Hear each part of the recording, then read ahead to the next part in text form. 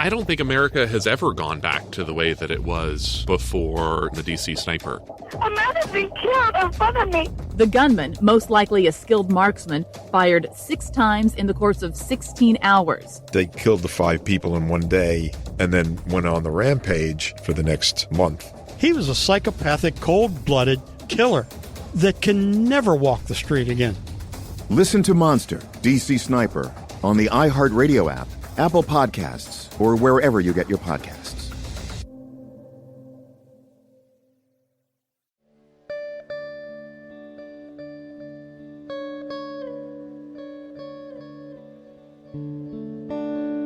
I'm getting epiphanies, just to let you know. I know, that's what it's all about. Well, it's just fucking amazing, you know, because all I did was live. All Mom did was live and followed our nose. I mean, all I did was want to survive, want to take care of my lady and our child or children, and I was always, obviously, I've always been very good at making money.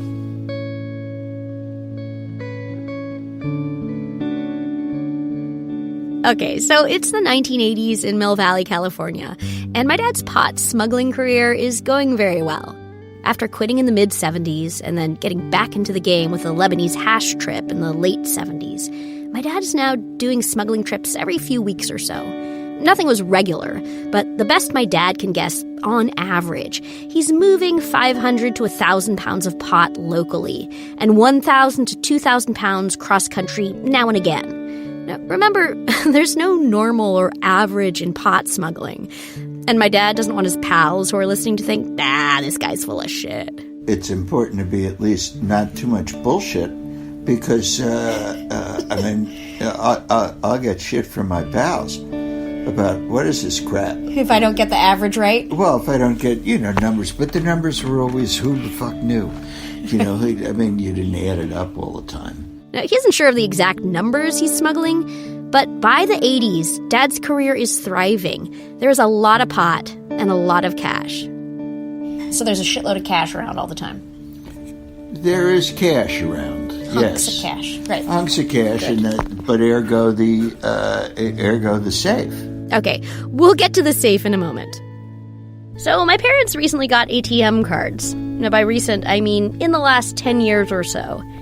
Even though the automated teller machine, aka ATM, was invented in the 60s, they just got these cards. The ATM was first used in Europe in the late 60s before making its way to Australia and then the US in the 70s, and becoming ubiquitous in the 90s.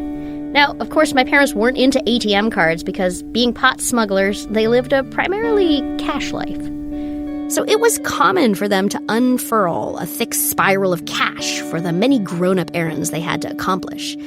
Now, you can't store all this money at the bank. The smuggler's bank is deep in the earth, called Savings Loam, a term coined by my smuggler dad's colleague. In today's episode, we're talking all about cash, from bricks of hundreds to rolls of quarters, and how my parents and other smugglers used it, where they put it, and how they made it seem like the money they made was from an honest living.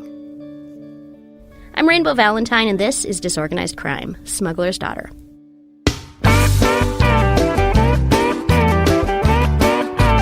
Rolling a doobie, young, rich, and groovy, making it up as we roll along, rolling along, far out country road, following the sunshine as we go, chasing after dogs and kids and kilos, we're making it up as we roll along.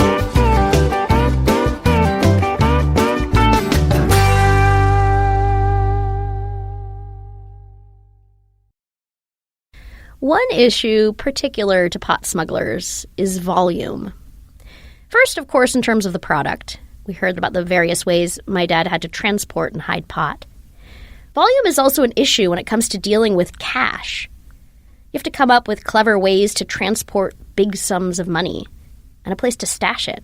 My parents had difficulty figuring out where to store all their cash at our Mill Valley home. Remember in the first episode when we talked about my dad misplacing $500,000 in the yard from the Lebanese hash deal? Well, he had buried the safe under a blackberry bush, but then the yard was re-landscaped and he lost his landmarks. This is actually a fairly common practice for smugglers. Everybody does that. They buried their money. Buried their money in the backyard. We used to bury our money because there was... Just like the Vikings. Savings and Loam. Savings and Loam, right. My dad's colleague from his biggest trip ever, we'll get to that story, a singular artist and smuggler we'll call Baseball, titled the practice of burying cash in the backyard, Savings and Loam. I love that. It's hilarious. There's a quintessential Mill Valley story that went around the smuggler's grapevine. This story is bursting with the first world opulence and absurdity of smuggler problems in Mill Valley. This was a story that I heard from another person in Mill Valley, and it was this guy had a bunch of money. Well, he was a smuggler. This guy was a smuggler.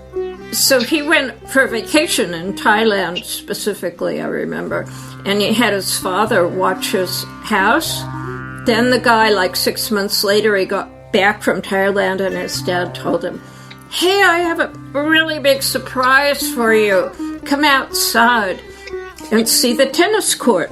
So the smuggler returns home to find that his dad built him a surprise tennis court in his backyard. Okay, the problem was, in the middle of the tennis court, now buried underneath tennis court cement, lay the smuggler's treasure trove of cash. And so they paved paradise and put up a parking lot. They paved over his money. So I don't know whether that guy ever found his money. I never heard the next part of the story. You don't know if he, hammered up his... he must have hammered up the tennis court. I would have. I'm sure he did, because it was at least $500,000. It was a lot of money.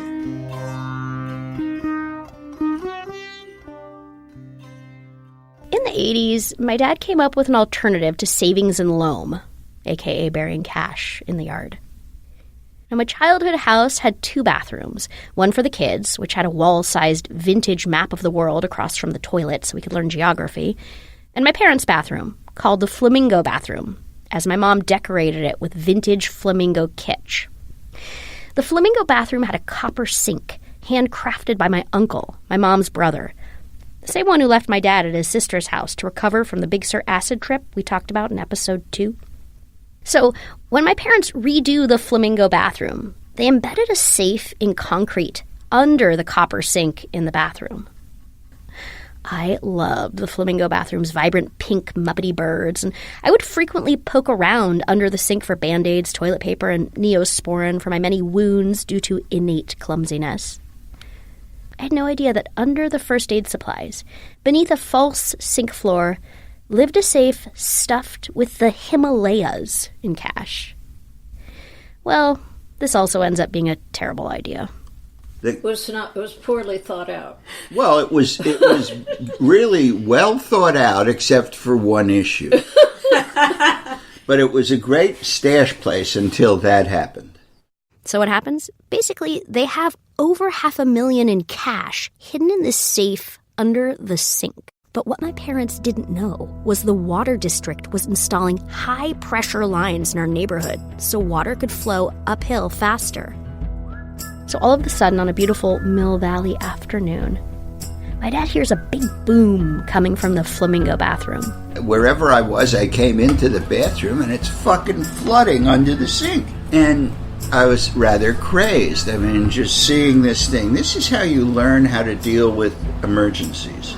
And I was just crazed, wondering what the fuck happened. My dad doesn't remember the water department's warning that they were installing new high-power pressure lines. So torrents of water are gushing into the bathroom, flowing right under the sink where the safe is buried.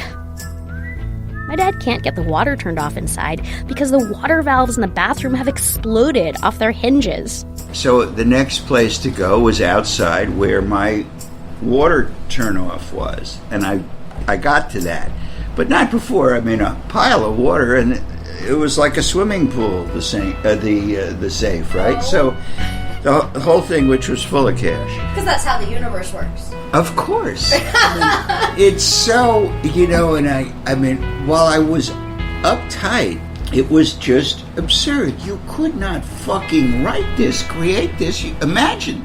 You really couldn't imagine this happening. So I got the water shut off. That's the first thing. Then I opened the safe and I took out just all these bills, that were swimming. And they're thick brick nib. They're like bricks. They're in packets of 50 or 100 bills of whatever the bills were. They're just soggy. Well, they're more than soggy. They're waterlogged completely, and it's like, oh fuck, what do I do now?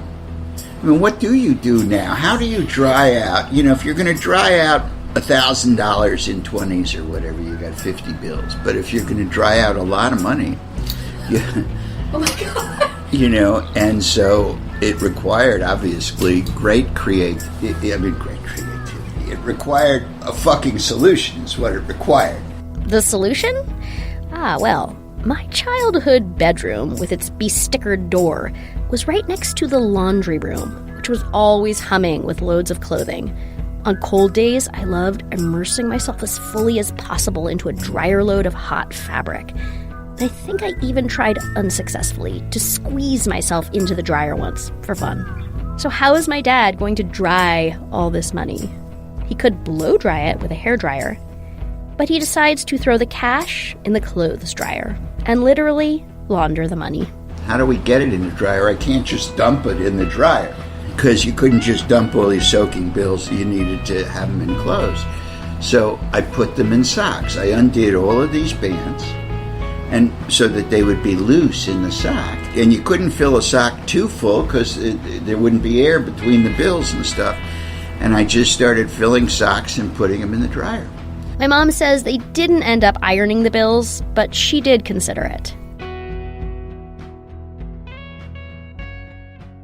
So living a cash-only life presented ongoing issues for not only my parents, but also most colleagues in their professional circles in Mill Valley and New York. Apparently in New York, people often dealt in fives. Now, fives were a big issue in my dad's line of work. It's very heavy, lots of fives. So nobody wanted them. So, I always had, pockets of fives. You can imagine how hard fives were to process. Imagine $20,000 in fives. Awesome, because it's $20,000, but weighty and taking up a lot of space. Quite a few smugglers seem to have a hard time keeping track of all their cash. My mom remembers a New York smuggling associate who once brought her a broom for a housewarming gift, having a major cash issue that any absent-minded and very stoned person can relate to. This guy we used to call the ferret, the weasel. The weasel. He was very weaselly, but, he was really trying hard. And he must have gotten too whacked one day because he put his briefcase on top of the car and forgot about it. Oh, that weasel. Yeah, the weasel. Yeah. So what was in the briefcase, and did he drive away, and what was lost? Oh, what was in the briefcase was cash, $50,000. And by the time he realized he didn't have his briefcase, he turned around and went and got it, but it wasn't there. New York City, it was like, oh. Then he told everybody, and we thought he was... What kind of schmuck he was. Ah, yes, yet another reason to stay sober while working in the cash-only smuggling world. So losing money was a part of a cash-only life. One of the Mary Jane mamas, Candy Can from the last episode, told me that in the life of a smuggler, you lose money as fast as you make it.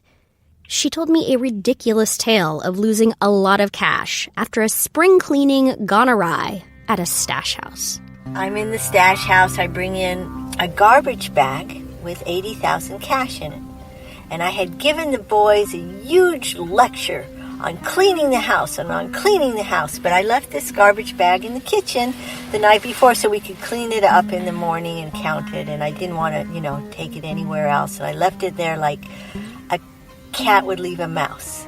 So the partner gets up early and decides to surprise and takes the garbage bag out to the trash.